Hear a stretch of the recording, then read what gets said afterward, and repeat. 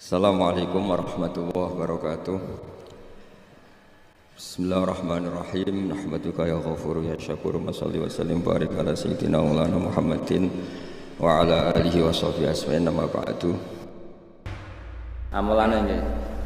Wong nak ra bakat ulama ora usah kecangkeman. Mereka mengkaji Quran hadis yo angel tenan. Nggih ku angel tenan. Sing ra kangelan yo mubalek, kok pelang-pelang sak karepe dhewe menyerapati mikir. Nak fatwa niku sering kula kritik. Nak pidatone kula seneng pancen lucu, tapi nak fatwane niku kula kritik. Mergo beda tradisinya ulama dengan khutbah atau dengan ya pokoknya dengan khutbah itu beda. Kalau ulama itu setiap hukum sing diutarakno apa niku disambung kaya hukum eksak, kaya hukum matematika. Misalnya ngeten sampean tak bedheki. Cara sampean Abu Jahal itu mendustakan Rasulullah apa ndak? Ndak sampean jawab saja. Mendustakan. Yakin? Abu Lahab mendustakan. Nah cara ulama mboten. Abu Jahal sama Abu Lahab itu ndak pernah mendustakan Nabi. Dia hanya punya hitung-hitungan politik. Kalau saya anut Muhammad, aku biasa pemimpin menjadi dipimpin. Tapi hakikat mereka tahu kalau Muhammad itu orang yang benar atau figur yang benar. Ini sing disebut hasadam min indi anfusihim min ba'di ma tabayyana lahumul haq. Bahwa orang-orang kafir Mekah itu disifati Allah tabayyana lahumul haq. Kebenaran begitu nyata di mereka. Kebenaran begitu nyata itu mendustakan apa enggak? Apa taslim? Iman? Taslim. Mulane sebagian ayat diterangno qad na'lamu innahu la yahzunuka alladzi yaquluna fa innahum la yukadzibuna. Entek sampean ambek kula. Nggih mboten. Aku ngerti mat, nak kowe iku tersiksa mergo komentare wong kafir. Dewe apa fa innahum la yukadzibuna. Hakikatnya orang kafir itu tidak pernah mendustakan kamu. Walakin adz-dzalimina bi ayatillahi yajhadun. Tapi dasar mereka itu juhud. Sampeyan saiki logika wae, bagaimana mungkin orang punya akal waras kemudian mengatakan berhala yang dari batu itu Tuhan. Kemudian menantang Tuhan yang menciptakan langit bumi, ketemu akal ta ora? Enggak ketemu, wong paling gendeng lah. Iku tetep ra ngarah darani watu niku pangeran. Dengan kekuasaan kaya pangeran sing gawe langit. Malane dawuh Allah fa innahum la yukadzibunaka. Bagaimana konsep Muhammad Tuhan satu yang menciptakan langit bumi diperbandingkan hanya dengan teori bahwa batu itu Tuhan. Enggak mungkin. Kan enggak levelnya. Yang satu jelas benarnya, yang satu jelas salah. Terus kemudian kita berpikir ulang, bagaimana mungkin yang mengajak menyembah batu punya pengaruh mengalahkan yang mengajak menyembah Allah? Gak ketemu mana. Nah itu tradisinya ulama meneliti sampai seperti itu. Makanya kesimpulannya adalah kebenaran absolut adalah kebenaran yang musuh kita pun mengakui. Jadi itu fa innahum la yukadzibunaka. Hakikat orang kafir itu tidak pernah mendustakan. Tapi pura-pura mendustakan karena kalau mengakui Muhammad benar, dia dari pemimpin menjadi pengikut, menjadi dipimpin. Itu yang mereka dapat. Disebut hasadam min indi anfusihim min ba'di ma tabayyana lahum. Tapi di beberapa ayat orang kafir dia diceritakan Allah bahwa mereka mendustakan para rasul. Makanya tadi mereka tidak mendustakannya dalam konteks apa? Paham ya? Mereka mendustakan dalam konteks apa? Ya sama, Nabi misalnya ngendikan wong sing ning omahe ngrumat asu, iku malaikat gak parek-parek. Lan ibadahe ditolak pangeran dihapuskan sekian hari. Mau ana cerita ngombeni asu di sepuro, saiki ana cerita ngrumat asu. Masalah, malaikat saja tidak mendekat. Faham sing maksud ini? Ben sampean ngerti bahwa meneliti ulumil Quran itu rumit dan itu butuh ulama. Ulama saja jangan hanya baca tapi punya tradisi ahwal. Nak kowe maca tok iku gendeng. Kaya wong maca tafsir Sawi, bariku maca tafsir Jalalain terus diperbandingkan tafsir Mukatsir. Kalau dia tidak punya akhwalil ulama, malah jadi setan. Keman ta'alama bila syai'in fa syai'uhu setan. Makanya ada cerita unik. Jadi ulama di sini ya rada unik, ya rada beling tapi belingnya ulama. Ana ulama jenenge Akmas, wis gak priyayi, nang masjid labine dicoplok. Bareng labine dicoplok niku guntingi bulu ketek. Napa cara mriki kelek niku? Pokoke bulu ketek, ya diguntingi. Temenan ning jero masjid gak lambenan. Sing pas iku ana mubalek pidato. Zaman itu Akmas itu terkenal lah populer. Terkenal. Oleh pidato ini haddatsana ngene termasuk haddatsana Akmas ngene terus cerita. Cerita fadilah salat, macam-macam. Terus jarene Akmas, kamu jangan mendengar mubalek itu, dia itu bohong. Terus setelah itu mubalek itu enggak tahu kalau itu Akmas. Ala tastahiyasya, kamu apakah enggak malu di depan orang banyak di masjid? Napa guntingi bulu ketek di depan umum? Mbok yo diisin barang. Lima ada. Kenapa saya harus malu? Ana fi sunnatin wa anta fi kisbin. Termasuk sunnah, termasuk fitrah adalah guntingi bulu ketek. Ana fi sunnatin. Kowe bodoni. Kok bisa saya ini mubalek saya ini pidato? Anal Amas. Kowe muni haddatsan al Amas, anal Amas sing jenenge Amas yo aku iku. Kowe muni murid aku ora kenal kowe.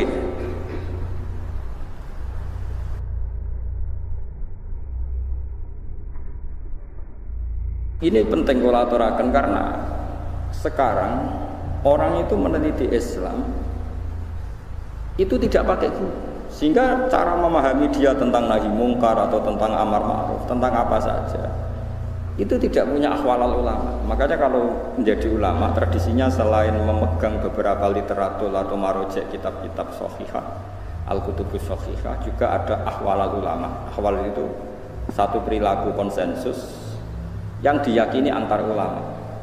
Jadi saya ulang lagi, yang diyakini antar apa? Diyakini antar ulama. Ini penting kalau aturaken. Karena ulama itu punya guyonan banyak yang kita tidak pernah tahu. Misalnya begini. Ana wong senengane ngrasani wong. Nah, kowe santri amatir terus ngrasani wong itu dosa ngene. Tapi ulama itu punya pikiran begini. Ana wong misalnya jadi lonte atau maling sudah dirasakane wong sak desa. Gara-gara kesalahannya sering dirasani dia jatuh, enggak dihormati di masyarakat situ. Nah, ulama udah takoki, ngrasani hukume piye, Mbah? Ya dosa. Lah jenengan wonten tiyang ngrasani kok gak mbok loroi. Ciri utama maksiat itu adalah dia jatuh. Lahum fid dunya khizyun. Pasti karena dia lonte atau dia maling atau copet. Pasti Allah mentakdir ciri khas maksiat itu diantara hukumannya adalah jatuh di dunia dan jatuh di akhirat. Dan awal kejatuhan adalah jadi gunjingan atau dirasani wong akeh. Bagaimana Anda bisa mengharamkan sesuatu yang menjadi hukumannya Allah Subhanahu wa ta'ala? Ini ulama, sehingga dia ya tetap kalau tanya hukum yang ngrasani wong piye ya dosa. Tapi jenengan ana ngrasani kok meneng ae. Ya meneng ae. Ya ora mesti nerangno ndek, tapi kula ulama ngerti. Maksudnya iku ya pancen khas kesalahan ben dadi rasane wong ben jatuh. Lho umpama saiki ana lonte utawa ana maling, ana koruptor, gak ana sing beritakno, gak ana sing ngrasani, terus ora salah piye? Paham sing kula maksud? Lha itu uniknya Rasulullah. Rasulullah itu kadang ya nek ana ngrasani diseneni. Ojo jengke ojo ngrasani dosa. Tapi kadang Nabi yo ngrasani. Ana wong bulet ngono.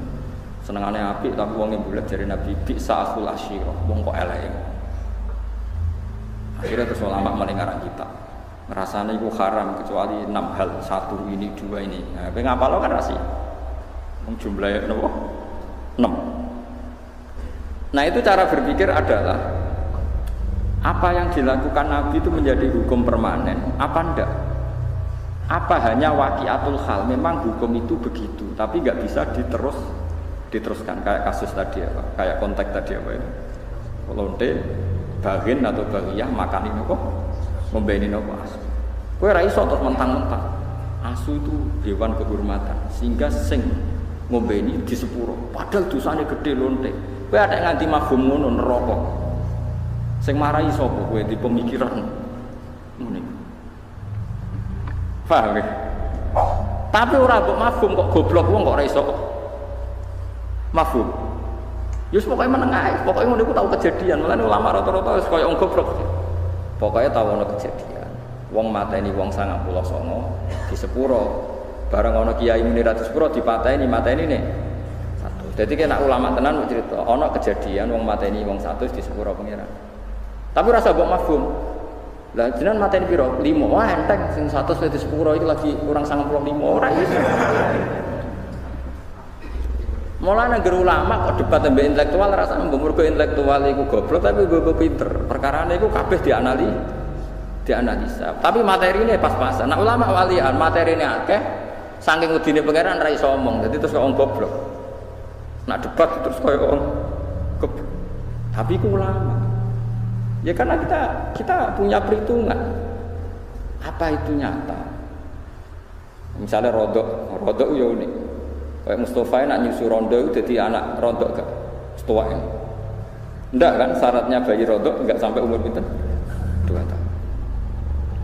Tapi pernah ada satu kejadian jenenge Salim itu ndek mamaan. Salim Maula Hudzaifah ndek mamaan. Ben dadi dulur rodok pokon nyusu wae pira wis tuwa kok. Ndek Salim wis tuwa. Iku kabeh ulama tiap fikih ana bab rodok. Wa amma qissatu Salim. Nek ana cerita Salim solusine dirodokkan. Kowe coba bayangno nyusu mentel iso wae diperes to Mas. Pikiran ngeres tem. Dadi nyusu ora kudu mentel iso wae diperes. Pikiran kok pornografi gitu. Tapi ulama fikih mesti kangelan menjawab wa amma qissatu Salim fa muhtasun bi. Itu khusus Salim. Jadi kadang apa yang dilakukan fatwanya Rasulullah itu kadang kejadian khusus, enggak bisa digeneralisir. Karena kalau kamu generalisir ya bingung tenan. Misalnya di surat yang sama, di surat Tobat ada faqtulul musyrikina haitsu wajadtumuhum satrusik. Bunuh orang musyrik ketika ketemu di mana saja. Di ayat yang sama, di surat yang sama, tapi anak ayat wa in ahadum minal musyrikina stajaruka ya fajir hatta yasma'a kalam. Kalau mereka ingin ngaji ya ulang ngaji sih. Karwane nek diulang ngaji ra iso-iso, ya piye meneh. Tapi nak masalah ra iso ora kudu wong kafir, wong Islam diulang ngaji ra iso-iso kan ya akeh. Ya napa mboten? Apa wong Islam nak diulang ngaji terus iso kan ya ora mesti. Iku paling angel ning bab ulumul Quran. Paling sulit. Karena ya memang sulit. Dan enggak perlu dipecahkan, saya ulang lagi itu enggak perlu dipecahkan. Ya sudah, kita tidak tahu kita yaumil kiamah enggak apa-apa. Daripada kayak keputusan biru, satu rasa kayak keputusan. Ini penting kalau aturakan. Terus di Quran itu seperti itu banyak. Makanya ngerti Ibn Abbas, ono ayat fahum la yatasaalun, mereka enggak ditanya. Ada ayat waqifuhum innahum mas'ulun, hentikan mereka karena mau ditanya. Ada ayat mereka bisa menjawab. Ada ayat al-yauma nakhtimu ala afwahim, bahwa mereka sudah tidak bisa menjawab karena lisannya ditu. Kalau kamu berdoa itu yang tadarruk itu ya yang sangat sopan, wa khufya secara diam-diam atau secara enggak berlebihan. Terus hanya ayat innahu la yuhibbul mu'tadin, Allah itu tidak suka orang yang melewati batas. Itu termasuk melewati batas dalam doa karena ada unsur mendikte Allah. Saya memberi contoh tadi. Misalnya kita sebagai cowok berdoa, ya Allah saya ingin punya istri cantik, sholihah, nasabnya baik, gak pernah cerewet, gak pernah apa. Itu kan nanti nyarinya juga susah. Nanti kalau Allah menjabatkan itu adanya di surga, nindonya rapayu rabi, kira-kira. Nah itu sudah berlebihan. Terus kalau ada ulama mengatakan doa itu mukhul ibadah, itu maksudnya gini, doa itu bukti kita minta itu bukti kita lemah. Dan merasa lemah itu sudah bagian dari ibadah. Makanya masyhur itu syairnya Abdul Al-Haddad itu, fadu'ai wabdihali dalilun li fiftikori. Jadi saya berdoa itu hanya sebagai bukti saya butuh Allah. Saya sendiri tidak punya kepentingan mustajab apa enggak. Jadi wali-wali yang mengatakan doa itu mukhul ibadah, sebetulnya itu malah wali-wali yang dari awal enggak kelintas disembadani apa enggak. Butuhnya dia itu menunjukkan bahwa saya ini lemah. Buktinya posisinya minta. Itu yang dimaksud mukhul ibadah. Tapi kalau kita berdoa atau posisi kita protes, katanya kamu baik ya Allah, engkau baik, ternyata enggak juga. Buktinya semua doa saya enggak kamu kabulkan. Wah, ini malah doa kriminal. Jadi yang dimaksud mukhul ibadah itu doa itu bukti. minta itu bukti lemah. Makanya ada syairnya Abdul Haddad masuk fadu'a ibabtihali dalilun li fiftiqah. Jadi saya minta engkau ya Allah itu bukti saya butuh. Jadi itu bukan dua hal yang harus dipertentangkan. Jadi kalau doa dikatakan apa? Ibadah, karena di doa itu minta. Nah, minta itu bukti merasa kita lemah. Berarti kita sa'il Allah mas'ul. Kita minta Allah yang kita mintai. Kita menengadah Allah yang berposisi memberi. Itu saja sudah cukup sebagai ibadah. Meskipun doa kita tidak mustajab. Karena memang tadi seperti itu. Kalau di ilmu-ilmu tasawuf itu apa ya? Doa itu memang benar-benar sudah mukul ibadah, karena tadi perasaan merasa butuh sama Allah itu. Nah, merasa butuh itu, nah kalau kita berdoa merasa butuh sama yang kita minta, itu dalam ilmu tasawuf sudah kriminal, berarti kamu lebih butuh makhluknya. Misalnya begini ya, saya ingin punya rumah bagus, terus setelah punya rumah kredit saya utangnya banyak. Sebetulnya saya itu tidak pernah ingat Allah, gara-gara utang banyak, kredit jatuh tempo, terus melibatkan Allah. Ya Allah, saya ini utang banyak ini, terus tolong dibayar. Sebetulnya saya itu ingat utang, cuma Allah tak libatkan kan gitu. Lah itu tidak akan jadi wali, yang jenis ini tidak akan jadi wali. Saya ingin jadi dosen, melibatkan siapa ya nanya? Melibatkan Allah, terus malam-malam bangun melibatkan Allah. Itu artinya apa? Kamu itu lebih ingin yang kamu minta ketimbang ingin Allah. Kalau wali itu enggak gitu, kangen Allah, terus tahu Allah itu zat pemberi, karena tahu Allah zat pemberi terus minta. Maka yang dikangen itu ya Allahnya dulu. Kalau kita kan enggak, punya kasus dulu, punya keinginan banyak dulu, baru ingat siapa yang bisa ya. Oh Allah, Allah kita libatkan. Ya untungnya Allah baik, mau ramal utang bukan mikir, untungnya Allah tidak jawab itu. Jadi itu bedanya wali. Kalau wali itu kangen Allah dulu, baru minta. Kalau kita enggak, banyak masalah dulu, baru melibatkan Allah. Nah yang jenis ini itu bahaya, kalau nggak disembadani mesti ngomel ya. Gusti katanya kalau yang minta kamu kabulkan, ternyata ini enggak. Nanti kalau Allah jawab, kamu itu tidak kangen saya, kamu itu kangen uang, kangen perempuan cantik yang kamu inginkan, terus kamu melibatkan saya. Urusannya apa saya dengan itu? Pak, makanya tidak usah nuntut, karena awalnya sudah. Ya saya kira itu ya, jadi ada ayat apa? Ud'u rabbakum tadarru'aw wa khufyah, terusannya apa? Innahu la yuhibbul mu'tadin. Itu di semua tafsir dikatakan Allah gak suka orang yang berlebihan dalam doa. Berlebihan tadi, misalnya minta sesuatu yang terlalu besar, atau permintaan kemarin saja lanu addi syukroh, kita tidak bisa memenuhi mensyukuri, sudah minta lagi. Misalnya seorang jomblo, targetnya kan asal payu nikah, tapi setelah nikah bayangkan istrinya solihah, tidak cerewet, itu kan berlebihan. Hilang status jomblo saja belum kamu syukuri kok sudah minta macam-macam. Jadi harusnya kan syukur dulu ya. Sekedar laku nikah ini kan ada syukur yang harus, seperti jadi dosen juga gitu. Sekedar jadi dosen harus kita syukuri dulu, karena menjadi kita tidak nganggur. Itu kan satu harkat sosial yang luar biasa. Jangan tahu-tahu sudah hari kedua cari intensif, cari ini itu, syukurnya aja belum sudah kemana-mana. Lah itu sudah mu'tadin, sudah melebihi apa? Batas. Ya saya kira. Jadi begini ya masalah pendidikan ya. Kalau saya jawab pakai ilmu hakikat saja, karena ini keahlian saya. Sebetulnya begini ya, kalau misalnya itu ya subjektif juga, misalnya bilang rata-rata alumni pondok ini sukses, alumni kampus ini sukses, yang ini tidak sukses, itu satu pasti subjektif. Karena biasanya yang diterkenalkan ya yang sukses-sukses. Saya punya tetangga dari pondok yang Anda sebut itu kebetulan tidak sukses semua. Itu jantung saya sampai ngeluh. Saya ini gimana Bu? Ya sudah seperti itu kan subjektif. Tapi menyangkut pendidikan itu begini ya, menyangkut hasil dari pendidikan itu. Andai kan kita bicara ilmu hakikat, misalnya kita mondok gitu ya. Mondok kemudian jadi orang miskin, jadi orang yang menurut orang banyak tidak berguna di masyarakat. Ternyata kita ini orang yang kelihatannya tidak punya karir, tapi kalau malam sujud sama Allah. Punya anak niat memperbanyak orang sujud, terus punya ibu yang sakit-sakitan kita rawat, meskipun kita tidak jadi dosen, tidak jadi menteri, tapi indah Allah itu luar biasa karena berstatus ngerawat ibu, ngerawat anak, ngerawat istri. Nah Islam itu datang dengan jargon-jargon seperti itu. Sehingga Nabi kalau muji itu ada Uwais Al-Qarni, ini orang yang luar biasa. Ternyata dia itu punya ibu lumpuh yang kalau kemana-mana harus digendong.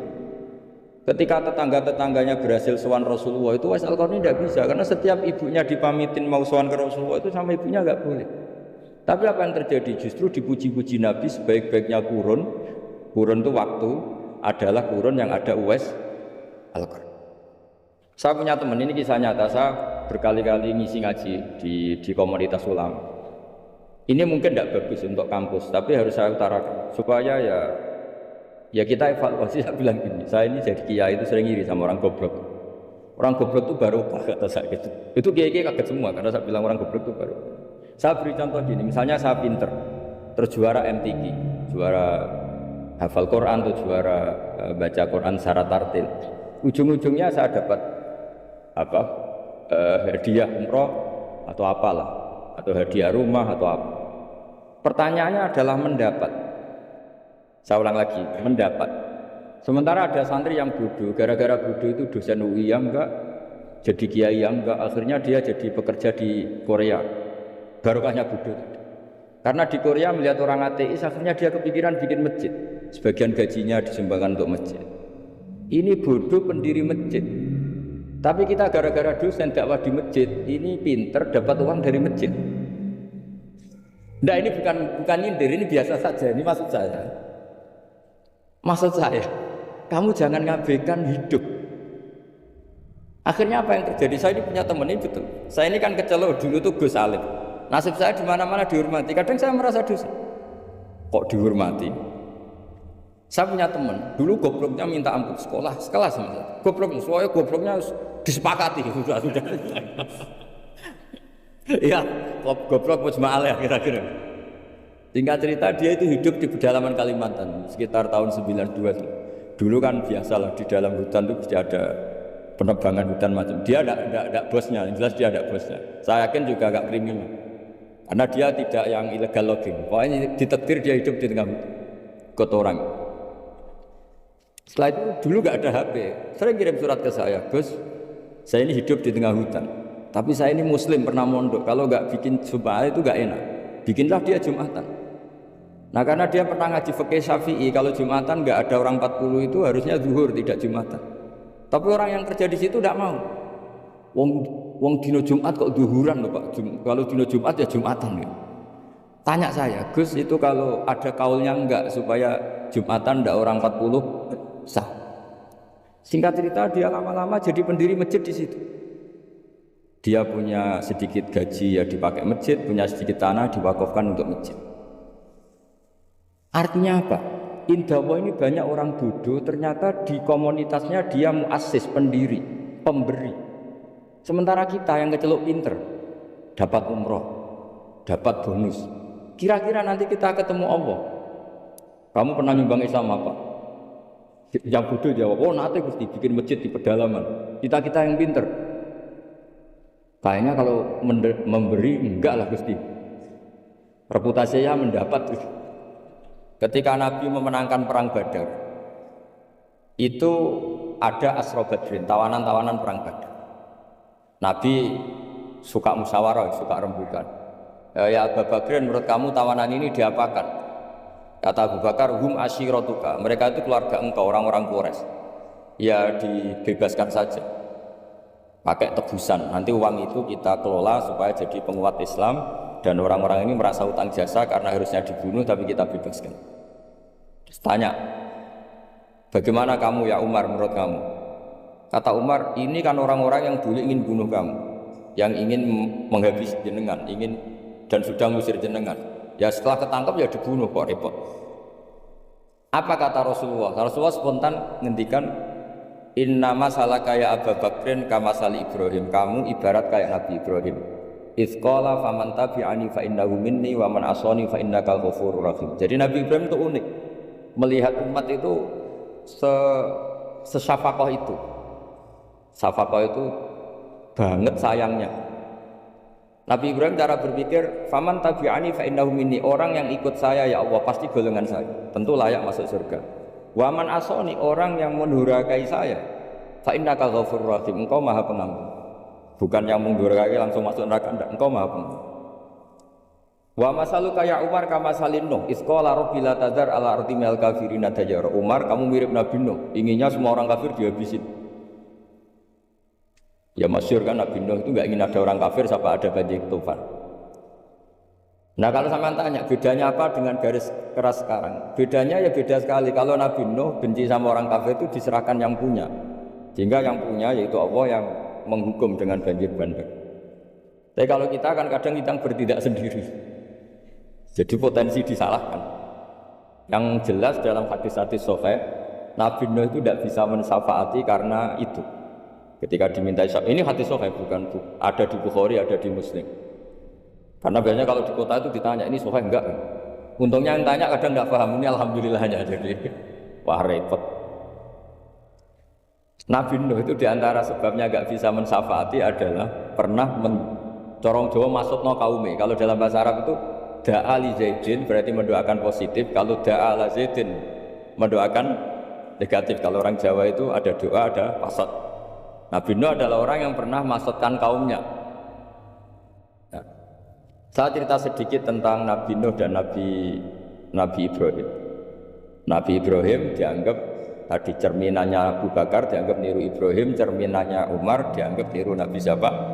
Nabi Nuh. Lalu kalau sampean tanya, bedanya gimana? Begini logikanya, kita mengkaji secara akademik begini. Ada ulama besar namanya Abdul Hasan Asyadzili, itu masyhur di Indonesia menjadi Thariqah Asyadziliyah.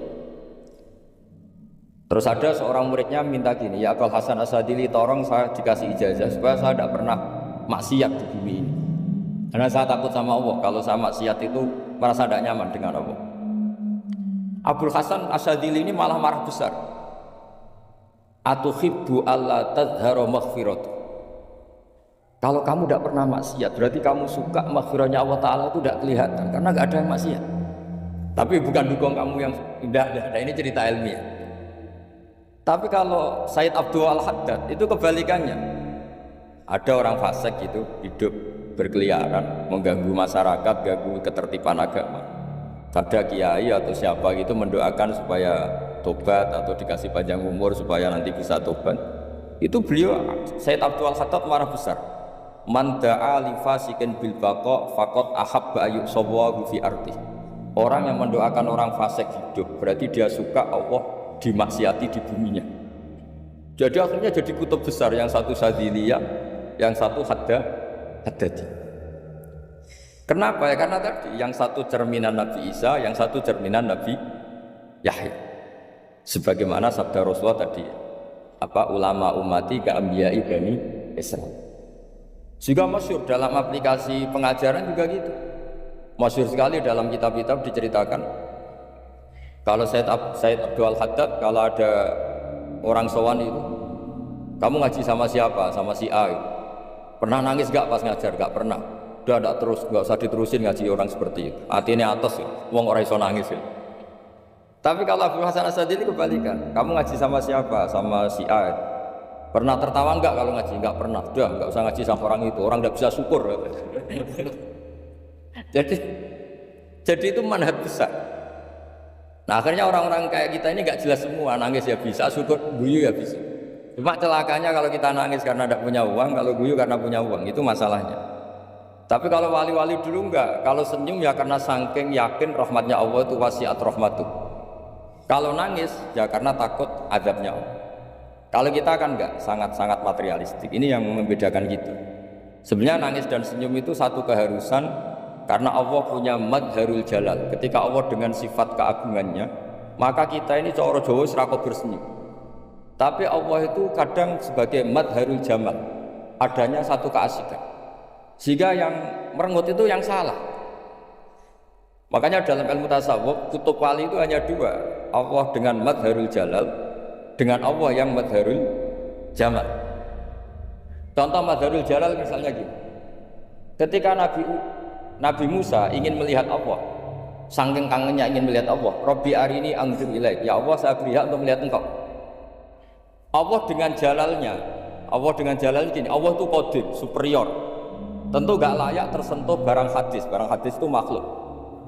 Sehingga ketika falam matajalla rabbuhu lil jabali ja'alahu dakka wa kharra Musa sa'iqa. Sehingga enggak levelnya apapun hebatnya Nabi ini tetap makhluk, sementara Allah itu qadir. Enggak kuat. Makhluk yang fana ini, yang profan ini enggak kuat menampung zat yang qadim, yang superior, sehingga gunung pun hancur. Nabi Musa pingsan.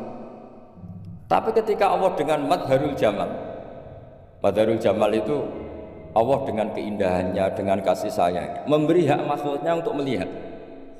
Nah, di sini ini Allah sering ngendikan wujuhu yauma idzin nadhirah ila rabbiha nadhirah. Nanti ada wajah-wajah yang di surga itu melihat saya. Tapi apakah betul melihat kayak saya melihat dosen, melihat Pak Rektor, melihat teman-teman? Itu tidak bisa. Karena Allah itu qadim, sehingga meskipun manusia ahlul jannah melihat Allah, tetap Allah ngendikan la tudrikuhul absar wa huwa yudrikul absar.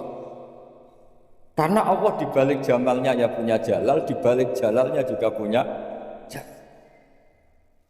Sehingga selalu di Quran itu diulang beberapa kali supaya proporsional. Nah, kenapa ahli sunnah tetap berkeyakinan Allah bisa dilihat? Logikanya begini, fa inna kulla maujudin yasihu ayyura. Allah itu zat sing nyata-nyata wujud dan punya eksistensi. Di mana-mana sesuatu yang wujud itu layak untuk bisa dilihat. Lalu pertanyaannya gini, kenapa kita tidak bisa melihat sekarang kok nunggu di akhirat? Karena mata kita sekarang itu profan, fana. Sementara kita setelah di surga, tubuh kita didesain abadi. Ya, saya ulang lagi, setelah kita di surga, semua fisik kita ini didesain abadi. Tentu karena desainnya sudah abadi, layak melihat zat yang abadi.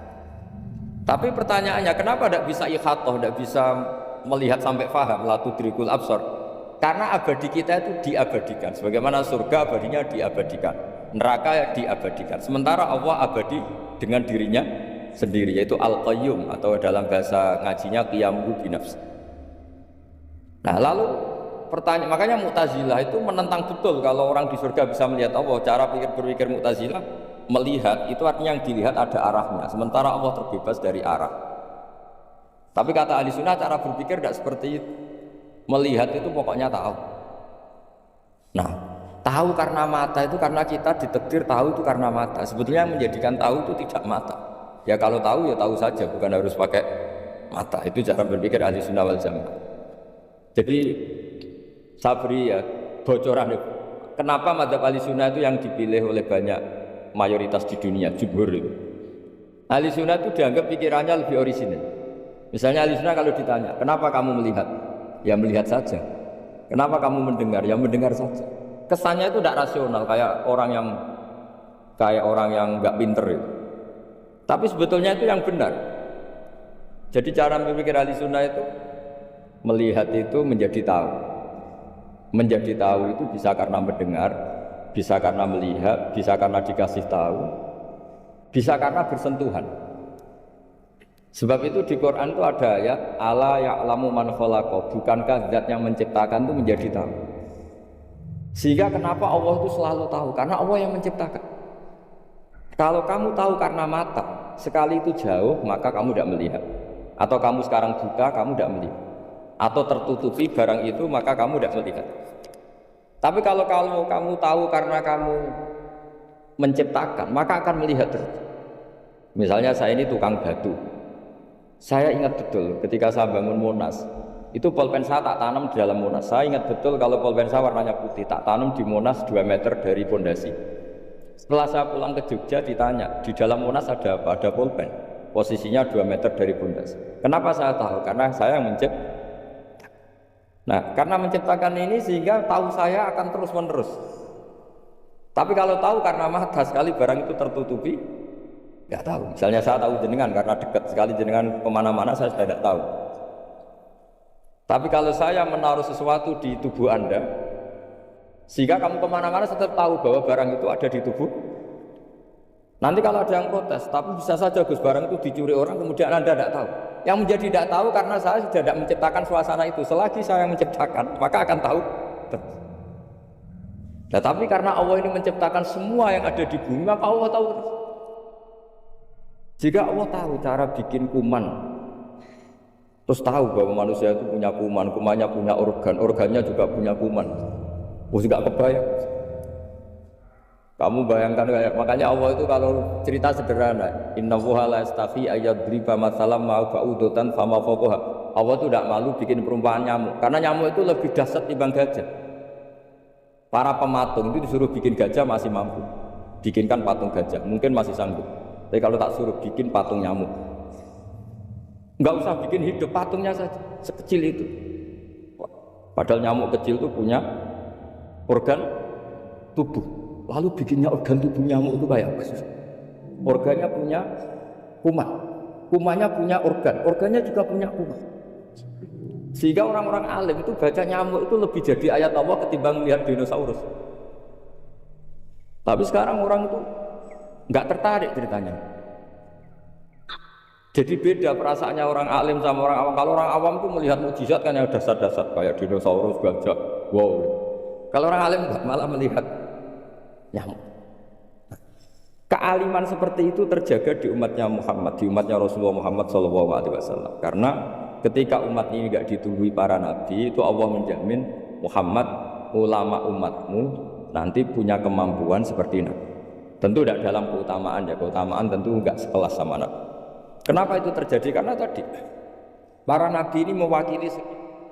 Kalau kita sangat mencintai Indonesia, maka kita akan tegas siapapun yang ingin menghancurkan Indonesia. Itu kira-kira cerminan Nabi Nuh. Kalau kita sangat mencintai Allah, maka kita akan benci sebenci-bencinya sama orang yang mendurhakai. Tapi masalahnya, Allah yang kita cintai itu memaklumatkan diri kalau bersifat Ghafur, pengampun. Sehingga kalau kita terlalu kasar, ini kan yang kita cintai bersifat Ghafur kok kita kasar. Di sini Nabi Ibrahim. Beliau sangat mantel sekali sama yang durhaka sama Allah. Tapi mau mantel gimana? Zat yang mengajarkan itu bersifat Ghafur. Maka kita mau tidak mau, makanya ada riwayat mengatakan takhallaku bi akhlaqillah, kamu bertata krama kayak akhlaknya Allah. Akhirnya ya sudah, kita mau apa coba? Kira-kira kalau kamu mencintai seseorang, itu potensinya kan dua, protektif. Ada telepon itu dari siapa? Cewek atau cowok? Protektif. Itu bukti cinta atau bukti suudon kan tidak tahu. Tapi misalnya kamu cinta perempuan terus WA-an sama lelaki gak apa-apa, jalan sama lelaki gak apa-apa, sama masa lalunya pacarnya juga gak apa-apa. Itu cinta apa pembiaran? Kan sama-sama gak jelas. Nah kira-kira mencintai Allah itu kira-kira analoginya seperti itu. Kalau yang satu protektif, Allah harus zat satu-satunya yang disembah. Gak boleh didurhakai, gak boleh dikhianati kok. Sehingga ini sangat keras sekali. Nah, ini Nabi Nuh. Di sini ada Nabi Ibrahim karena orang yang zat yang kita cintai bersifat Ghafur. Jika kalau kita terlalu tegas beda dengan sifatnya Allah yang bersifat Ghafur. Nah umatnya Nabi seperti itu mulai dulu. Ada yang moderat, ada yang keras, ada yang setengah keras, setengah moderat. Ada yang ngambil sikap, oh udah mangan turu, ngenteni mati. Itu lebih baik itu timbang punya istihad tapi gak jelas, mendingan. Itu ada riwayatnya, suatu saat ibadah akhir umatku terbaik adalah tidur. Maksudnya tidur itu gak ngambil sikap, masyhur. Saya beri riwayat yang ada di Bukhari Muslim. Satakunu fitanu al-qa'id fiha khairun al-qa'im wal-qa'in fiha khairun al-masi wal-masi fiha khairun nas-sa'i. Nanti di akhir zaman itu banyak fitnah, kata Rasulullah. Yang duduk lebih baik ketimbang yang berdiri, yang berdiri lebih baik ketimbang yang jalan, yang jalan biasa lebih baik ketimbang yang jalan bergegas. Man tasyarrafa laha tastasrifu. Fitnah itu adalah siapa yang terlibat maka akan semakin parah. Jika semenjak itu ulama berpikir nanti di akhir zaman kalau ada fitnah itu sebaiknya orang ngambil sikap sepasif-pasifnya, secuek-cueknya. Jadi semua syurahul hadis sepakat makna hadis ini apa? Orang disuruh sikap secuek-cuek.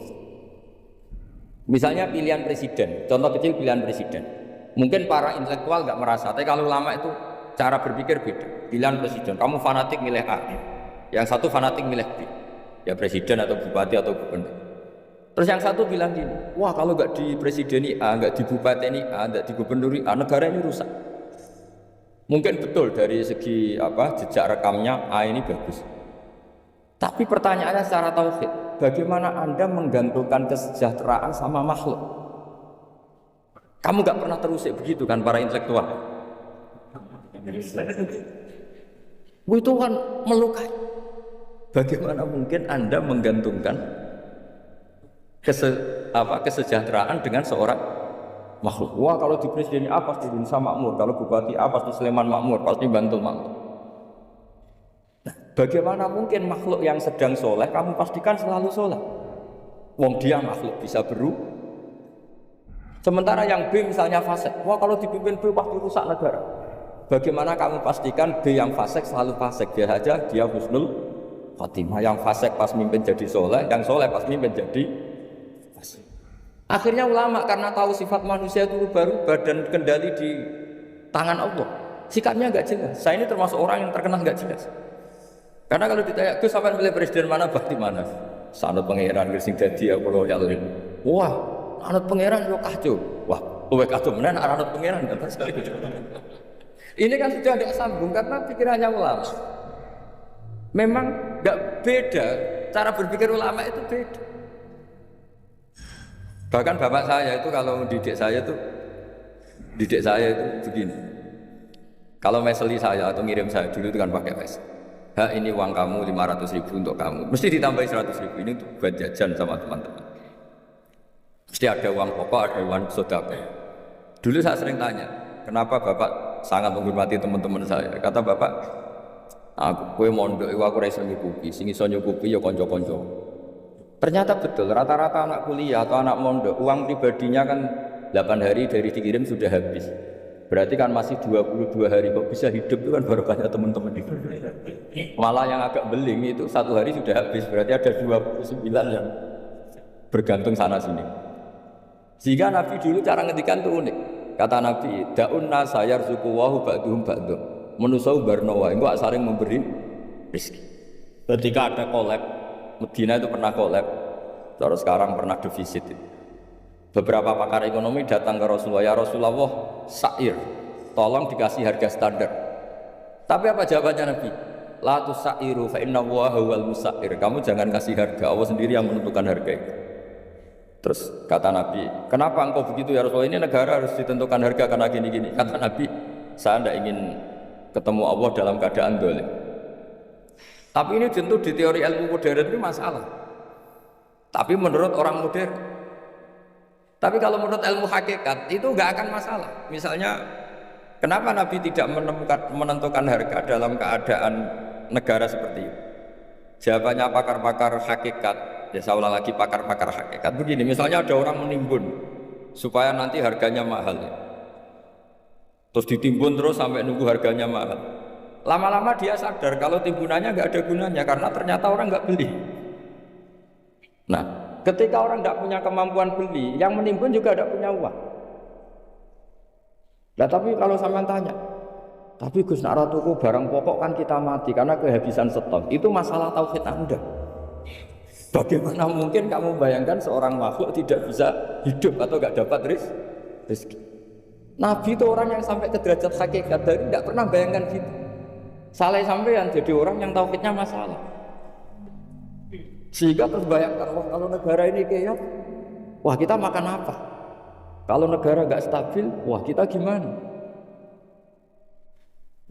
Itu tidak bisa seperti itu. Dulu ketika kita dijajah Belanda, itu kiai-kiai kita, Mbah Hasyim Asy'ari, Mbah Ahmad Dahlan, mondoknya di Mekah. Sampai alim alama, dua beliau, Mbah Hasyim sama Mbah Ahmad Dahlan ngajinya sama-sama Syekh Khotib Minangkabau. Cuma Mbah Hasyim lebih menekuni ke Syekh Mahfud Termas, yang satu menekuni Syekh Khotib Minangkabau. Jadi dua beliau itu ngaji di guru yang sama. Mbah saya, buyut saya itu ya sudah mondok Mekah, zaman dijajah Belanda. Sekarang kita agak dijajah, agak mondok di sana. Buyut saya itu zaman itu sudah haji. Buyut kelima saya itu dulu kalau ingin cari tempat yang teduh itu masuk ke gua. Itu masuk gua itu hanya kepalanya saja, kakinya masih di luar. Karena gua di Arab tidak seperti gua di sini. Kalau gua di sini kan orang bisa masuk semua. Kalau gua Arab kan hanya celah-celah batu-batu besar. Sehingga ketika Rasulullah hijrah ke Madinah, singgah di Gua Sur, kata Abu Bakar gimana? Andai kan ada orang kafir di depan gua, kata Abu Bakar gimana? Andai kan mereka melihat kakinya pasti melihat kita, karena gua di sana itu satu tubuh tidak bisa masuk penuh. Kalau gua di sini kan ada yang mobil saja bisa masuk. Nah itu mbak saya kalau mau istirahat itu masuk gua, separuh badan di dalam gua, separuhnya masih di Nah sekarang terus kita bilang, wah kalau kita negara tidak stabil, kita haji kemana dulu zaman dijajah Belanda gitu. Ya, jadi yang menurut saya terangkan, di antara sifat dasar orang-orang baik adalah di mana saja, kapan saja itu memberi manfaat. Termasuk tentu saat paling sulit. Jadi Nabi Isa menceritakan dirinya itu wa ja'alani mubarakan nama kuntu, saya ditakdir Allah berada di mana saja memberi berkah, memberi kemanfaatan bagi orang lain. Ada beberapa cerita tentang Nabi Isa, jadi perlu diketahui ada 3 nabi yang seperiode, satu Ibrahim dan Nabi Lut. Ibrahim itu sama Nabi Lut itu pernah paman. Kedua Nabi Musa dan Harun. Sebetulnya yang jadi nabi itu Nabi Musa, tapi Nabi Musa karena alsak, lisannya tidak jelas, minta Nabi Harun, ya tentu minta kepada Allah supaya Nabi Harun jadikan nabi. Terus ketiga Nabi Isa dan Yahya. Yahya bin Zakaria, terus Isa ini pernah keponakan Zakaria. Kira-kira kalau di Jawa ya misanan antara Yahya dan Jawa Isa. Jadi ada 3 nabi yang seperiode. Tapi yang paling berkompeten, yang sederajat kira-kira seperti itu hanya Isa dan Yahya. Karena Nabi Lut dan Nabi Ibrahim itu beda level. Karena Lut ini pernah keponakan, jadi hubungannya kira-kira yang murid dan guru. Terus Musa dan Harun itu juga nggak level, karena Nabi Harun ini jadinya Nabi itu atas permohonan Nabi Musa, sehingga meskipun Harun itu kakaknya tapi nggak berani bantah. Jadi Nabi Musa itu dalam cerita beliau itu alsak. Alsak itu lesannya agak kedal. Tapi ini alsak yang barokah. Jadi dulu ceritanya Musa kecil karena dia seorang nabi, beliau seorang nabi. Itu kalau melihat Fir'aun itu mantelnya bukan main. Padahal kecilnya dirawat Fir'aun. Singkat cerita mulai kecil sudah usil. Kalau melihat Fir'aun itu ya jenggotnya dipakai mainan. Pokoknya nakal. Lama-lama Fir'aun curiga, dasar orang Israel. Nabi Musa ini turunan Israel. Lama-lama Fir'aun itu yakin kalau itu sengaja. Akhirnya Fir'aun mau membunuh Musa. Terus kata istrinya Fir'aun, Musa itu masih anak kecil, jadi seperti itu ya bawaan anak kecil, bukan bawaan kebencian terhadap orang Kipti, orang Mesir. Kalau dalam bahasa kitab kuno Mesir itu Egypt Al-Kipti, makanya disebut Maria Al-Kiptiyah. Kalau orang sekarang bilang Egypt itu bahasa kunonya Mesir itu Al-Kiptiyah. Nah, memang secara bahasa Arab Mesir itu gak mungkin, bahasa Arabnya Mesir itu gak mungkin, karena Misro itu maknanya kota. Jadi kalau kamu bilang kamu kemana, ke Misro, ke kota, lah ya kota mana, ya kota Mesir, itu bisa debat kusir. Jadi ya kayak kita lah, kita sekolah di mana? Di madrasah. Madrasah terjemahnya apa? Sekolah.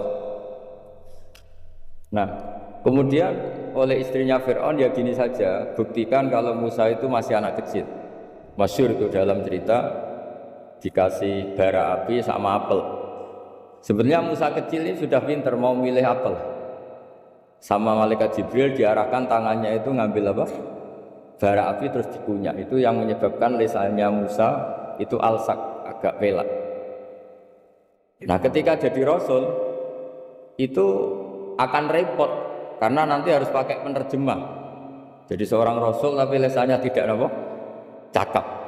Akhirnya Nabi Musa realistis ngendikan ketika diutus, wa akhi Harun wa afsahu minni lisanan fa arsilhu ma'iyarid ayyusaddiquni inni akhafu ayyukadzibun.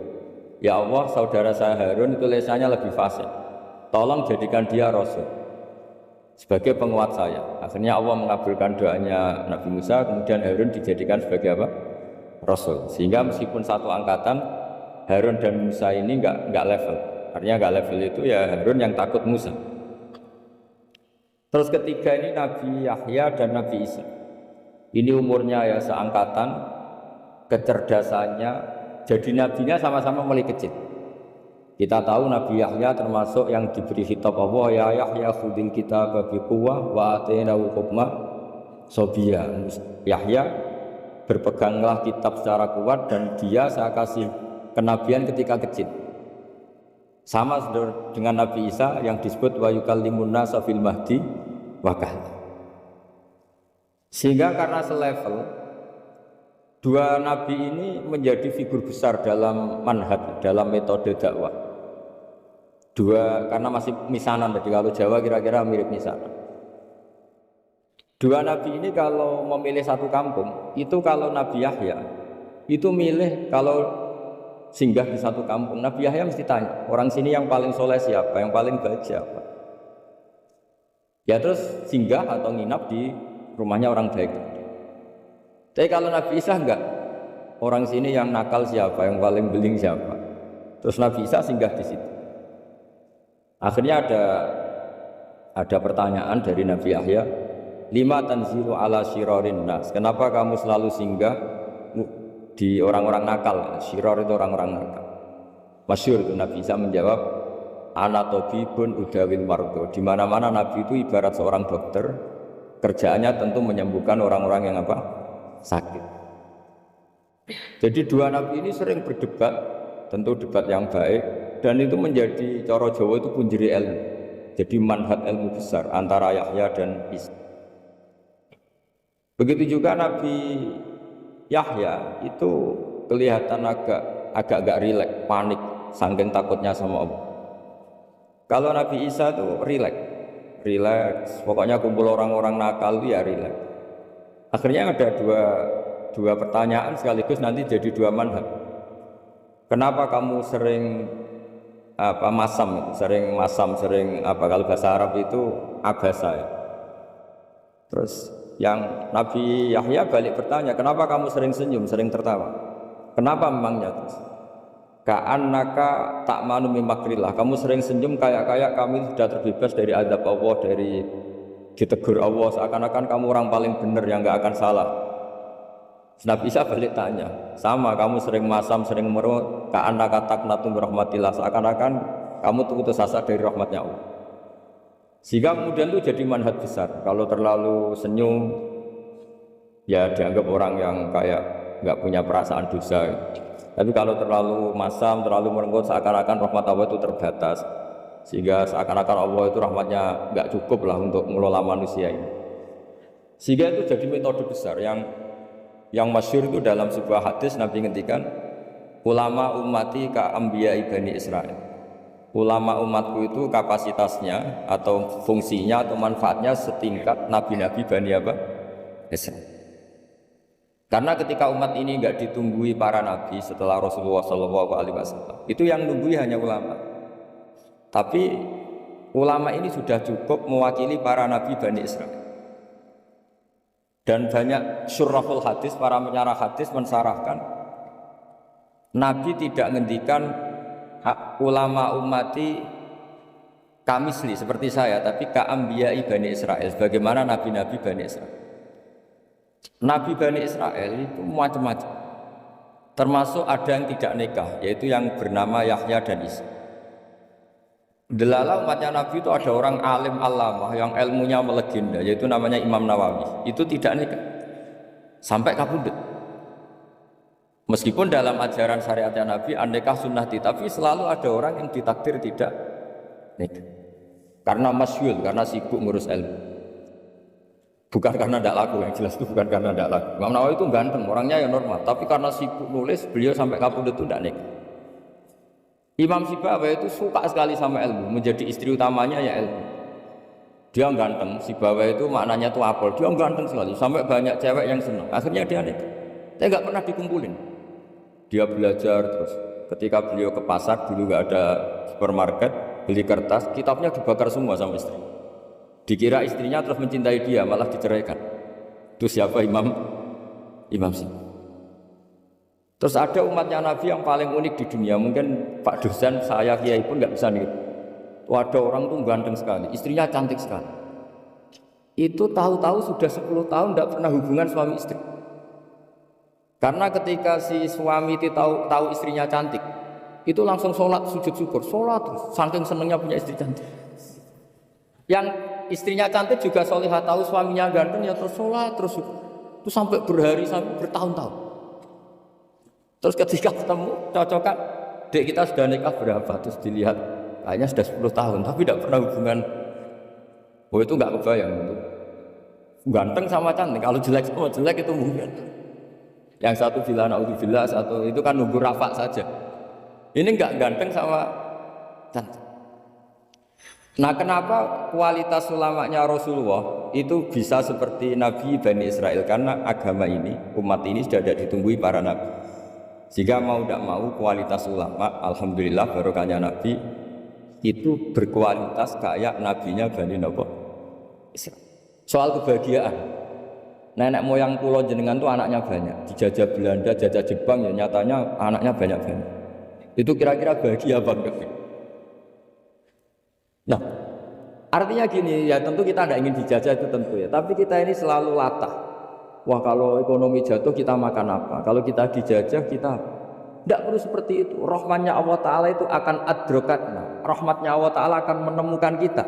Apapun kondisi kita, apapun keadaan kita. Ini cara berpikir tauhid. Sehingga Nabi itu tidak pernah bayangkan umatku narata tunggoni piye, ditunggoni Allah. Sehingga masyhur dalam hadis-hadis sahih, la tazalu ta'ifatun min ummati dzahirina 'alal haq la yadurruhum man khadalahum wala man khalafahum wala man nawa'ahum. Selalu di umatku ada kelompok-kelompok yang selalu membela kebenaran dan tidak akan terkalahkan oleh kesesatan di akhir zaman. Kenapa? Cara berpikir orang tauhid itu sederhana begini. Allah menamakan dirinya Al-Hadi, penunjuk jalan. Dan sifat Allah pasti nafidah karena Allah tidak terkalahkan. Sama seperti Allah menyifati dirinya Ar-Razzaq, Ar-Razik yang memberi rizki. Maka orang segoblok apapun, selumpuh apapun, selemah apapun tetap dapat rizki. Sama, Allah mensifati dirinya Al-Hadi, memberi petunjuk. Maka zaman serusak apapun orang tetap dapat petunjuk. Sehingga kita tidak perlu khawatir, wah nanti zaman kalau sudah rusak nasib Islam gimana? Ya coba sekarang nasib Islam gimana? Ya baik-baik saja. Dulu ditunggoni wali songo ya banyak orang Islam, sekarang nggak usah wali songo. Ditunggui dosen-dosen yang ngajar aja tunggu digaji. Kiai pidato ya ada yang beri salam tempel. Itu kalau nuruti definisi ikhlas itu tidak ada masuk. Tapi meskipun demikian agama juga jalan. Kenapa agama ini jalan? Karena Allah Al-Hadi, penunjuk jalan. Ketika Allah mensifati dirinya penunjuk jalan dan sifatnya Allah pasti nafidah, pasti terjadi. Karena Allah tidak pernah gagal. Sehingga agama ini akan ada terus sampai akhir zaman. Coba Amerika kayak apa, Islamofobia. Di Amerika tambah lama tambah banyak Islam, Eropa juga gitu, Australia juga gitu. Anda kan nuruti teori sosial. Sudah dunia sudah materialistik kayak gini, orang dohirnya itu akan meninggalkan agama. Nyatanya tidak juga. Saya pernah di Korea seminggu, itu di negara ateis. Itu TKI ke sana tuh nyari uang. Ternyata ya kepikiran bikin masjid, bikin komunitas Islam. Coba siapa yang menggerakkan hati itu? Hanya Allah Subhanahu wa Ta'ala. Ya, jadi cara berpikir tauhid saya ulang lagi, saya mohon sekali di pengajian ini saya cerita wajah alani mubarakan aina ma kuntu. Jadi cara berpikir sekian nabi, terus kita punya karakter tertentu, kita milih nabi ini itu sah. Karena ulama ummati ka'ambiyai Bani Israel. Ulama umatku itu ibarat kayak nabi Bani Israel. Jadi ada yang milih tadi seperti Nabi Isa fokusnya ngurusi orang-orang nakal. Itu juga bagus karena di mana-mana nabi itu seperti dokter. Tapi Nabi Yahya hanya berkawan sama orang-orang soleh. Kita tahu berkawan orang fasik itu resiko ketularan. Iman pas-pasan wae kancanan orang fasik kan taqabbalallahu minna minkum gitu. Wong kamu sendiri tidak sehat-sehat amat berteman orang penyakitan kan bahaya. Tapi kalau kamu sebagai dokter kok hanya berteman orang sehat, lalu kamu apa? Penelitiannya gimana? Masa saya dokter spesialis, pernah penelitian, semua orang sehat pernah saya teliti. Itu dokter aneh apa enggak? Saya dokter spesialis TBC, spesialis paru-paru. Yang kamu teliti siapa? Semua orang sehat. Pernah meneliti yang sakit? Tidak pernah. Kan ya jadi dokter aneh. Tapi misalnya terus kamu sendiri terus berteman orang penyakitan terus, kan ya rawan tertular. Nah, ini ada dua figur yaitu Nabi Yahya dan Nabi siapa? Ya saya kira demikian. Kalau terang generasi Nabi kersane gampang. Nabi pertama Rasul niku Nuh. Nak mbok hitung nggih Adam. Nggih nak mbok hitung kabeh kenapa? Adam. Tapi sing masyhur kula terangno urut nggih kersane nak manani Quran gampang hum Adamun terus Idrisu Nuhun Huduma Saleh wa Ibrahimu kullu mutabak. Ibrahim nomor 7. Berarti Adam hum Adam Idris, Nuh, Hud, Saleh, sinten? Adam Saleh, hum Adamun Idris, Saleh wa Ibrahimu, Lot nggih. Lot wa Ibrahimu bareng. Dhisik pundi? Pokoke bareng. Nabi Lot niku nak ngundang Ibrahimu paman. Terus Ibnul Khol, napa wae paman keng ibuke Nabi Ibrahim. Pernah ponakan. Khol itu ponakan saking sinten? Ibu. Berarti Ibrahim nomor 6 nggih, utawi Lot nomor pinten? 6. Hum Adamun Idrisu Nuhun Uduma Saleh wa Ibrahimu kullum muttaba Lutun wa Ismail. Ishaqu kada Yaqubu Yusufu. Niki penting kula aturaken. Terus kesepakatan tiyang Nasrani bahkan orang Yahudi. Nabi Musa niku mbek Nabi Ibrahim senior Nabi sinten? Ibrahim. Tapi ngutek wis kadung kualik, kadung keliru. Wong Yahudi nak nganggep Nabi Musa itu segala-galanya, Nabi sentral, Nabi induk. Mulane wong Yahudi niku uripe teng Madinah. Teng pundi? Madinah. Eleng-eleng. Tangganan mbek tiang-tiang Ansor. Iku wong Yahudi nak sumpah walladzi ikhtara Musa 'alal bariyah. Demi zat sing milih Musa ngalahno wong saalam dunya. Wong Islam ora trimo. Walladzi ikhtara Muhammadan 'alal bariyah. Demi zat sing milih Muhammad ngalahno wong sak dunya. Akhire jotosan. Mulane ki aja gedeng wong Yahudi nemen-nemen. Kok awal ana jotosan perkara nabi niku wong Islam wong napa Yahudi. Barang jotos-jotosan niku hikmahnya gede ini. Dia niku terus wong Kanjeng Nabi dawuhe ngeten, Kanjeng Nabi ku yo piye, wong nabi ora kena diwarai, semuanya nabi. Nabi malah ngandani sahabat Ansor ngeten, la tufaddiluni ala Musa. Kowe aja geman mulya-mulya anakku nganti ngalahno sinten? Musa. Musa iku sampe nak kiamat. Bar gempa bumi besar iku Musa yo tak delok iku sekelan tiang aras. Dekne mbek gedak-gedak nyerbeti lemah sangka rambutnya. Jadi Nabi Musa itu supaya ngetan-ngetan buai lemah saking rambutnya, wong tangi turu saking kubur. Terus dawuhe Nabi, aku ora roh. Dekne lagi tangi, apa dhisik aku? Pokoke ketemu wis ngono iku jare lucu ta Nabi. Nabi ku nak wong Yahudi ku yo piye, yo mangkel, yo seneng, yo campur-campur. Akhirnya ana perdebatan. Perdebatan itu syaratnya dari Nabi itu engkau nak debat sing ilmiah dari Kanjeng Nabi. Iya dari Yahudi. Kanjeng Nabi terus gawe cerita mulainya. Ana alamilati Ibrahim. Kowe aja geman nyalano aku iku alamilati Ibrahim. Hampir semua ulama niku sepakat satu-satunya nagoman sing Nabi urut sesuai periodene namung teng Aqidatul Awam sing dikarang Sayyid Marzuki. Mulane dadi kitab legenda teng Indonesia mergi urutan nabi sing urut niku namung teng kitab napa Aqidatul Awam. Termasuk dhisikno Lut, Ibrahim, Ismail Guri. Go Ismail iku anake Ibrahim. Sementara Lut itu semi kanca, napa? Kanca mbek anak dhisik kanca. Mergo kadang kanca ku kawin wis nekani anak mrongono.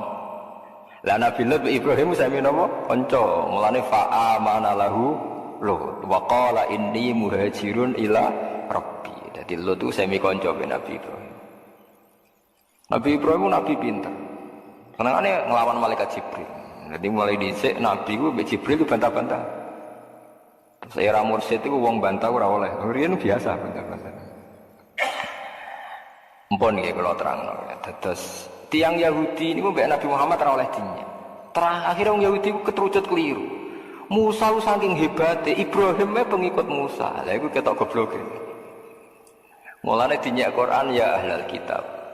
Lima tuhajuna fi Ibrahim tahwama unsilatit Taurat wal Injilu illa min ba'di. Mulane ha antum haula'i hajastum fi ma lakum bihi ilmun. Falima tuhajuna fi ma laysa lakum bihi ilm. Hei wong Yahudi, mau kan etika perdebatan kita jare Nabi kudu ilmiah. Iki debatnya wis gak ilmiah. Ibrahim mbek Musa dhisik ndi? Wong Yahudi muni dhisik Ibrahim. Lah iya wong dhisik kok pengikut ngeri. Jadi padha karo Mbah Hasyim Asy'ari ku anut ruhin nak yo aneh. Wong Mbah Hasyim luwih dhisik Misalnya Mbah Hasyim Asy'ari ku pengikutnya Hasyim Muzadi. Lah edan to. Sange senenge Mbah Hasyim. Lha riyen Mbah Mun nate ngeneng santri niku ngantos ken metu. Gara-gara niku Mbah Mun tanglet. NU mbek Imam Syafi'i apik dijare apik NU. Mergo takoki wong Madura. Dadi NU ora agama to Madura. Islam mbek NU jek mulya napa NU. Wong lawan Islam dibar, tapi nek nglawan NU. Paham?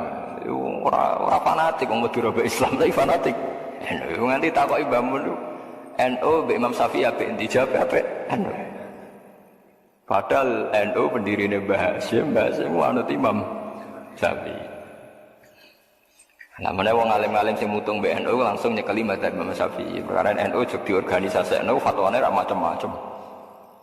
Ana wong alim terus mencolot langsung anut Imam Syafi'i mergo anut organisasine kadang kecewa apa nggih. Wong dukung mendukung wae gitu. Iku Quran. Dadi iya mulane nak ngaji Quran nak sing saged nggih diangen-angen. Nek mboten saged nggih anut sing angen-angen. Dadi ya ahlul kitab. Hei ahli kitab, kowe kok berdebat tentang Ibrahim dan mbok klaim Ibrahim pengikut Ibrahim. Toh wa ma unzilatit Tauratu wal Injilu illa min ba'di. Terus afala taqilun. Akalem udah kok ndi. Sebab itu Nabi Muhammad itu Nabi paling realistis. Beliau gak tahu muni gawe negara Islam atau gawe agama Islam. Beliau berkali-kali ngendikan kul ma kuntu bid'am minar rusul. Aku iku ora rasul sing bid'ah. Mergo aku mau anut Ibrahim. Iku Kanjeng Nabi. Mulane umate niru aja sampai ketrucut. Umatku iku gawe Islam ora gawe Islam, aku mau anut Ibrahim. Cara Kanjeng Nabi kok muni pendiri Islam kok dikatakan orang barat. Iku Muhammad Rasido Nabi mergo dekne mustakil berdiri sing tercerabut sangka akar nabi-nabi dulu. Berarti gamane cara ngaji sanate Muhammad gak musalsal mergo dekne berdiri sendiri. Mulane ciri utama nabi mesti musaddiqal lima baina yate. Anut ngarepe. Ngarepe anut ngarepe sampai tok Nabi Adam sampai langsung Allah Subhanahu wa taala. Lah saiki wong ngelem Nabi Muhammad itu ya ora pati paham. Nyongkone Nabi Muhammad itu nabi sentral dengan arti ya punjer. Punjere nabi itu dengan arti derajat, tapi ora iso punjer dari segi silsilah. Mulane anit tabi millata Ibrahim napa Hanifah. Kudu ana sing tim. Rupa-rupane milai sinten Ibrahim. Ya penting kula aturan. Sebab niku jeng ben. Nah ini lucu nih, ini malah nih nak ngaji aku sebenarnya gue sanggup mati, Nabi Ibrahim ditakoki pangeran, him kowe tenan wis dakwai kaum empun Gusti, kula pun mulang kalimat tauhid. Padha niku Nabi sinten takoki malih, Sa Musa, kowe wis tenan dakwai umatem tauhid, nggih sampun Gusti. Sa Isa, kowe wis demen dakwai umatem tauhid, ya sampun Gusti. Seksi sapa? Muhammad jadi lucu kan. Lah iku. Kanjeng Nabi paling mburi tapi dianggap seksi. Lah iku mungkin nak dadi seksi itu tadi. Rantai itu ana induk. Sing pertama digawe rantai pertama. Terus digawe nganti rantai terakhir. Bukti nak rantai terakhir, rantai ngarep iku coplok orane tergantung rantai guri. Ngger rantai guri iki wijek, berarti ngarepe yo wijek. Mergo wijek centelan. Kalau riyen nggih mikir nanti bingung nganti salat hajat piye karepe. Nabi ku musalsal rantai. Mau paham ya, wis gak dadi khawarit, paham dadi khawarit. Rantai ku nak sing ngisor iku ijek gandengan kados kalung utawi napa sing tau dikalung bojone rantai aku ya ora tau duwe kok rantai ngono. Rantai luwih ana anggere wong duwe ruhe ning duwe tak nyancang wedhus ya. Rantai ku nak gelang sing pol ngisor gak coplok, berarti bukti gelang dhuwure ijek. Paham ya? Nak gelang dhuwure ra coplok, gelang dhuwure ijek. Lah anak sing gelang pertama sing dhuwur misalnya Nabi Adam, ora ono seksine dekne berdiri sendiri. Mulane nek takoki ora iso jawab, "Dam, buktine apa nak kowe dakwai?" "Dam, buktine apa?" "Sa Isa." Jawabe Muhammad jare. Mergo ranting ngisor ku nak ijek, berarti dhuwure ijek. Anggere ijek dhuwure ijek. Lha iku rasul kalimat tauhid itu musalsal. Mulane kabeh nabi jare anut ngarepe padha-padha mempertahankan kalimat la ilaha illallah. Ini disebut wa ja'alaha kalimatam baqiyatan fi aqibihi. Ciri utama nabi gawe kalimat la ilaha illallah wa abadi. Mulane kowe sok ben wong apik ora iku krana anak putu. Paham mungkin ya. Angger anak putu salat wong apik berarti ke wong apik. Mergo cebloke apik. Mulane kira usah bangga dadi wong saleh saiki. Angger bedigasan anak yo koyo bapak pedhot berarti kowe paham iki pedhot. Perkarane pas pangeran takok, "Cung, kok ana rantai copodian ki anake sapa cukup Gusti?" Lah iku perkara ya iku. Mulane ciri utama wong apik ku ning turunane. Mulane idza matabnu adam ing qata'a amaluhu illa min salasin termasuk awaladin saleh. Ane kados kula niku bapak kula riyen nak ngandani kula, hak kowe kudu alim ya hafal Quran. Mergo dhisik Bambam ya alim hafal Quran, nek ora pedhot, aku iku pedhot. Jadi kula akhirnya mulai alit ngapal Quran, ngapal hadis. Kirin babah kula ya wong alim pedhot, kok aku pedhot. Kula sakniki pede mulang perkara ning ibadah. Asline cara ati kula nggih gak duwe nyali karena saya punya anak di buku. Paham ya? Terus seksi iku ning ngisor, angger rantai iku ijek ngisor berarti ana tautane ning dhuwure. Dhuwure ana tautane ning dhuwure. Mulane pas ditakoki seksi sapa ummatu Muhammad disebut fa kaifa idza ji'na min kulli ummatin bi syahidi wa ji'na bika ala haula'i syahida mat ke somben tak dadekno saksi nyekseni para nabi nak wis dakwah. Nabi terus nangis mergo sungkan nyekseni nabi-nabi senior. Mane nabi nangis mesti wajane napa fa kaifa idza ji'na min kulli ummatin bi syahidi wa ji'na bika ya Muhammad ala haula'i napa syahid. Eling-eling. Mulane sakniki Kanjeng Nabi sing sakniki. Nggih Kanjeng Nabi tenan sing sakniki. Niku tesih sugih. Paling sering didongakno nggih kula jenengan sedanten. Kok ketok ajarane Nabi ku bener nek ana sing terusno saiki. Sekali iki terputus genti Ahmadiyah ya wis nabine loro. Paham ya? Paham ya? Sekali kowe ra turunan Ahmadiyah wae anake papat kowe sitok ya mayoritas Ahmadiyah. Wah, itu terus butuh strategi. Iku eling-eling ya. Mulane agama iku dikawal ku loro. Siji ku ambek hujah, ambek logika. Loro iku ambek anak turu. Apa artine logika nak kalah mayoritas? Kula baleni malih. Apa artine logika nak kalah napa mayoritas? Misale wong Indonesia iku 2000. Sing Ahmadiyah iku 19.000. Gak usah hujah-hujahan tapi mayoritas. Nabi kok sitok. Nabi ku loro, jadi mitraan. Muni ngono kabeh. Sing 1000, nak yakin Nabi Muhammad Nabi akhir zaman, minoritas. Suwe-suwe wong kan terpancing. Masuk akal loro cah mitraan cah masuk. Sing ngomong mayoritas. Nah, mulane mayoritas harus dipertahankan. Mulane kowe aja gedeng wong wayo, mergo iku nyepetno napa mayoritas. Soal kono de masalah ben diurusi dhewe, tapi kira usah gedeng. Wong masalah dhewe kok. Paham ya? Niku penting mayoritas. Malah niku sirine dawuh Nabi tanakahu tanasalu fa inni mubahin bikumul umam. Aku bangga anak umatku akeh. Mergo kadang masalah ora iso dihujahno. Mau anut mayoritas. Saiki sampean tak bedheki. Dalil ahli sunnah aku yakin tak gak? Kowe yakin gak bener ahli sunnah? Yakin kan? Karena Anda di Indonesia, NU Muhammadiyah kategorinya masih ahli sunnah. Apa dalil ini mempan ketika Anda baca di Iran? Wong Iran PDW nak maca alaikum bil jamaah wa man sadda finnar. Kamu harus ikut mayoritas, kalau sendirian neraka. Mayoritas wong Iran Syiah. Berarti sing nerecel, sing sad. Jadi andekan wong NU kok urip ning kene pundi? Iran utawa Muhammadiyah. Ora duwe nyali den. Nggo Abu Bakar laknatullah alaih, muni radhiyallahu anhu dhewean kowe. Lagi mulane pentingnya, jadi kadang wong pertarungan itu orang nganggo hujah tapi nganggo jumlah populasi, ya jumlah nopo populasi. Lagi sing ra diduweni wong saleh-saleh. Wong saleh ku paling goblok orang duwe perhitungan. Sing diperhitungan wong alim. Wong alim mesti ana faseke sithik-sithik. Perkarane kakean perhitungan, tapi iki sing dadi cagake bumi. Mane wong nak ngenyek wong alim ku kena racune wong alim. Ke wong alim sing paling roh perhitungan sesuai sunahe pangeran. Senajan to kadang rontok fasik. Lah wong saleh mau klunak-kluno nek ora roh perhitungan, ngerti-ngerti mati, ditahlili wis mati, wis ngono tok. Lane wong saleh wani wong alim kuat. Eling-eling. Mergo niku wae. Kula nate maca fatwa Imam Nawawi niku nganti beliau ku nangis. Umpama wong sak donya ku Islam kabeh fasik kabeh, iku wajib untuk saham. Piye wae ndekne memberi kontribusi Islam itu enggak barang asing. Saya saiki jajal misalnya mayoritas ning donya ku kafir, ana Islam soleh kualitas A tapi mau sithik. Islam jadi barang nopo asli. Kalau baleni malih, misalnya saya Indonesia ini wongnya 1 juta. Ono Islam mau 100.000 tapi kualitas A. Ambek 900.000 tapi kualitas C. Cara kowe bener di. Aduk 900 kualitas C, sementing la ilaha illallah terkenal, fasik sithik-sithik lah. Timbang kualitas A tapi sithik. Mergo nak sithik ora iso izzatil Islam wal muslim.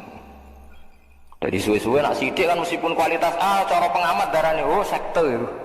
Aliran. Mergo sithik. Tapi nak akeh fasik lah patonan selawatan, masyaallah kan udah terus. Wah, wong saiki Indonesia alhamdulillah sing patonan gimana apa? Selawatan. Patonan tukang parkir ngaji. Wah, enak wong Islam Indonesia kuwi tak. Angel wong Jawa Timur wong ape lomba judi nggih sowan kiai. Bal-balan itu bali digawa nggo sowan apa? Suwuk, Mbah, persane menang, Mbah. Lha iku penting, tadi mayoritas itu penting. Mulane alaikum bisawadil azam wa bansal la sadda finnar. Wong saleh ora duwe perhitungan ora duwe. Paham ya? Nah ini penting kalau aturakan. Terus wong kudu ro. Lah dalam hal ini nabi paling sial Nabi Isa. Paling elek nasib. Mulane jengben kula jengben nak tengah akhirat itu nabi paling kula kepen ketemu Nabi Isa. Nabi Muhammad karuan wong nabi kula. Cara kula ketemu Nabi Muhammad kok juwon nabi sing bareng ketemu sapa hak. Kula kepengin sowan Nabi Isa. Kon nabi paling nyesal Nabi sinten Isa. Lara-larane wong nak disalah pahami penggemar. Mulane sing ngaji kula sakniki harus siap bersaksi. Hadis ning Bukhari iku sahih. Nabi ngendikan fa arju an aku na aktsarahum tabi'an yaumal qiyamah. Nabi itu mengklaim bahwa pengikut beliau itu terbesar di dunia sampai kiamat. Tapi coro statistik dunia yang diomongkan, didengungkan oleh media, oleh buku-buku, mayoritas agama di Indonesia yang di dunia kan Kristen. Islam nomor 2. Ini ku coro pulau keliru. Nak sing terkait Isa itu keliru. Nggih sing terkait Isa napa keliru. Kelirune ngeten. Nabi Isa itu cara jenengan nabi boten. Nabi kan. Wong bener napa wong salah? Wong bener. Artinya ketika Isa diposisikan sebagai Tuhan, Nabi Isa membenarkan mboten kan? Mengeluh kan, kecewa kan? Jadi penggemarnya Isa menyalahpahami Isa. Artinya Nabi Isa kecewa gak ambek penggemarnya? Kecewa. Nak ngono mereka itu pengikut Isa apa ndak? Ndak kan? Berarti misalnya wong Kristen itu jumlahnya sak donya sak miliar lah, iku hakikate ora pengikut Isa. Ndak semua. Islam senajan ana sing fasik, ana sing maling, ana sing preman, ana sing korupsi, tiap salat, tiap zakat, pokoknya tiap Islam itu hakikate pengikut Nabi Muhammad. Berarti akeh endi? Akeh kanjeng Nabi Muhammad sallallahu alaihi wasallam. Malah cara aku Isa ora dhe pengikut, mergo sing darani anu dekne salah. Lho iya dong darani Isa iku ora. Kulo nu syukur tenan dadi wong alim termasuk saged paham nih. Nah ngono kira usah ati cilik, Islam mek Kristen wae akeh napa? Akeh Kristen, mergo hakikate akeh napa? Islam. Gus sing anut Nabi Isa, niku cara Nabi Isa sugeng nggih kecewa mergo carane anut. Napa? Salah. Paham ya? Lho nggih cara Nabi Isa ketemu wong Kristen pendeta iku ora pengikutku, aku ora ngajariku kan tangisan tenan kan? Nggih betul. Lah iku pentingnya ngaji nggih sedekah Rasulullah ketika ngendikan fa'arju an aku na aktsarahum tabi'an yaumal qiyamah. Mergo anggere pengikute akeh ning kiamat berarti ning donya ya paling akeh. Mergo iso anut nabi ning akhirat kan bergantung status dekne ning donya dianggap pengikut. Lane jenengan sing syukur meskipun jenengan fasik sithik-sithik ngeten iki pengikute Kanjeng Nabi. Mergo la ilaha illallah Muhammadur Rasulullah. Wis. Dieling-eling. Lane Nabi Isa ku nabi paling susah. Dadi wis dadi nabi suwi berjuang. Soben sing diaudit pangeran. Sekolah wa ya Isa bin Maryam, a anta qulta linnas ittakhiduni wa ummi ilahaini min dunillah. anta qulta linnasi takhizuni wa ummi ilahaini min dunya. Dawuhe pangeran, kowe nganti disembah iku piye asal-usule? Kowe tak dadekno nabi ben wong nyembah aku kok malah wong nyembah kowe. Jangan-jangan kowe dhewe sing duwe ajaran ngono. Tangisan kan Nabi Isa. Terus Nabi Isa ngendikan qala subhanaka ma yakunu li an aqula ma laysa li biha. In kuntu qultuhu faqad alimta ta'lamu ma fi nafsi wa la a'lamu ma fi nafsi. Mboten Gusti kula mboten nate muni ngoten. Wong sak donya tak nyembah jenengan. Ma qultu lahum ila ma amartani bi ani butuh wa rabbi warba. Mumpun kok tak nyembah jenengan duka kok malah nyembah kula. Lan iki penting kula aturaken. Terus kadang kita iku ora butuh kualitas, tapi mbok jumlah butuh napa kuantitas. Suwon niate selawatane piye tapi calon presiden loro maca selawat kabeh wis keben pokoke maca napa selawat kira ora usah kecewa. Senengane kok jaga napa kualitas. Penting nabine cek nabi sinten Muhammad. Lane wong nak ngalim iku sing tahke, aja saleh tok. Nak saleh iku senengane jaga kualitas. Nak wong alim ora, lane wong alim rodok prong fasek sithik-sithik perkara ndekne butuh kuantitas. Ndekne duwe perhitungan. Lho kula bayangno nggih, kula bayangno teng donya kula bayangno. Umpama ana ning Indonesia wonge 1 juta. Sing 100.000 alim kabeh, saleh kabeh. Sing 900 Islami Ahmadiyah. Otomatis tetap logika Ahmadiyah lebih mapan karena didukung mayoritas. Hujah itu tidak ada gunanya di depan mayoritas. Niku hebatnya Kanjeng Nabi ngendikan tanakahu tanasalu takasaru wa fi riwayatin mergo fa inni mubahin bikumul umam. Kena suwani kawin anak menangake. Mane kiai-kiai kajian kiai kudus anak do 9 11 13 yo wae. Kula ndek kanca Gus ijek 6, anake wis 9. Tak tahu ini cek 6 songo jimen pinter Gus duka Gus kados iku kathah niki pun. Saniki niku umure sik sak kula anake pun songo. Urip kabeh. Dari tak takoki, wayah iku Gus, masalahe keberatan. Jane wayah ora anak akeh lho Gus. Jebule babon sitok tak gebut yo. Lah teori kene iki ditentang mbek wong kabeh ya ditentang negara, ya ditentang ekonomi. Ditentang apa? Ekonomi. Saniki kiai-kiai alim nggih mulai fatwa cung anak loro wae cung yo ketok kok abot urip. Kula lah rencana anak nggih nak sak kula nggih papa dipeten kata-kata nggih papat napa 6 lah. Ketoke nak minat 9 niku nggih kula dereng dina. Tapi kok ana ilmune. Maksudnya kula critane niku ya ana napa ilmu. Jadi mayoritas itu penting. Kalau nanti diceritani wong alim sing tahqiq Islam teng Thailand, mbek teng Indonesia itu bareng. Karena semua salat Malaka niku Islame bareng. Ya ono Thailand, ono Indonesia bareng-bareng. Tapi Islam Indonesia itu diistihati ulama, sehingga ketika era Wali Songo anyaran duwe pengaruh, iku Wali Songo wis istihad gawe Demak Bintoro dadi kerajaan apa Islam. Sehingga kuat. Mereka di tradisi gawe negara. Meskipun ada konflik internal era Putu. Era Putu Pangeran Trenggono tukaran macam-macam terus Arya Penangsang Sutawijaya tukarane padha Islame padha rajane tetep apik. Ku anggere minggat nggih kerajaan ning Yogya, minggat meneh ning Jipang Panolan, minggat meneh minggat dadi raja, tengok-tengok ya dadi napa raja. Tapi nak wong zuhud ora, ning dinti mau klunak-klunuk ngenteni mati, klunak-klunuk ngenteni mati. Ngerti-ngerti ya wis bar wong liya sing duwe negara. Ngerti-ngerti negara wae wong liya. Lah saiki Islam teng Thailand niku mulai belajar kalian Indonesia. Karena Indonesia cepet, mergo ulama-ulama duwe istihad nang cepet mayoritas, nang cepet nguasai negara. Ngene iki aja kaget kena apa kiai alim Indonesia kok politik kabeh. Mbah Hasyim dia anak Gus Wahid Menteri Agama, dia anak Gus Dur wis napa presiden. Saniki ora ana wakil bupati gubernur ora Gus. Riyen wakil bupati Tuban kakak Rembang kakak kula. Wah iki Gus-gus sing njabat teng Jakarta niku keluargane Syekh Al-Badani golongane Gus Kanul Arifin. Syekh Al-Badani sing alim teng Mekah. Niku ponak-ponakane dadi menteri teng Jakarta. Perkara ini ngoten niku ngejar mayoritas, cek mayoritas jumlahnya, cek polemike, cek opini ini, iku kudu Islam syiar. Liuzirohu alat dini, kulli idharu maknanya ketok. Saya sampean saiki tak tasrif no zuharo yadharu zuhuron maknanya napa? Ketok. Nak dianut wazan afala adharo yudhiru. Ketok itu mayoritas atau minoritas? Mayoritas. Ana Mustafa sering tak amuk perkara kowe ora alim aku. Kowe salehmu dadi khawarit terus-terus nang tak latih aja jemen dadi saleh napa khawarit. Kena saleh khawarit pokoke sithiklah nak napa kualitas. Yo paham iki penting kula. Nah sebab iku nabi ku ngoten niku.